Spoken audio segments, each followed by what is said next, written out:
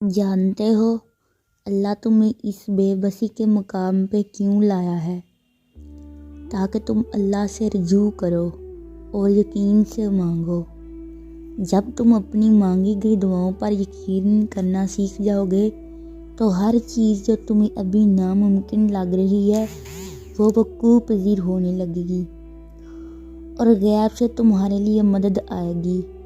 جو چیز نصیب میں نہیں ہے دیکھنا وہ بھی تم پا لو گے، اور سنو وہ تمہیں ایسا بنا دے گا کہ پھر لوگ بھی تمہارے جیسا بننے کی خواہش کریں گے، اور اس کے کن کا جب وقت آتا ہے تو وہ معجزے ہونے لگتے ہیں جو تم کبھی سوچ کر رو دیا کرتے تھے کہ ایسا ناممکن ہے۔ جو چیز تم مانگتے ہو اللہ سے رو رو کر تڑپ کر، دیکھنا ایک دن حقیقت میں تمہارے سامنے ہوں گی۔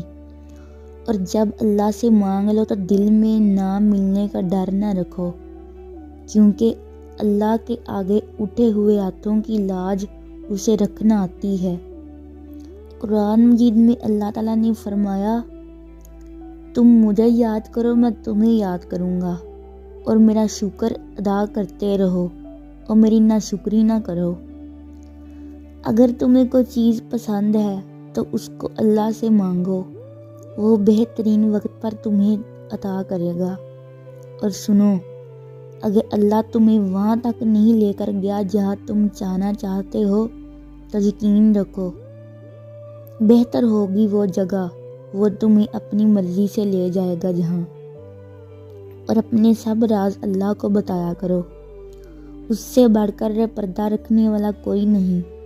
اور اگر تمہاری دعاؤں کی قبولیت میں دیر ہو رہی ہے تو سمجھ لو تمہاری چاہت تم تک لانے کے لیے اللہ اسباب پیدا فرما رہا ہے۔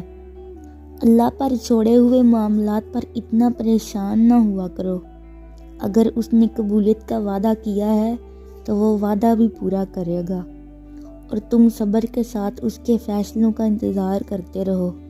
اللہ بہترین رستے بنا کر تمہیں تمہاری منزل تک پہنچانے والا ہے انشاءاللہ۔ اگر ویڈیو اچھی لگی ہو تو چینل کو سبسکرائب کریں اور ویڈیو کو دوسروں کے ساتھ شیئر کریں۔ جزاک اللہ خیرہ۔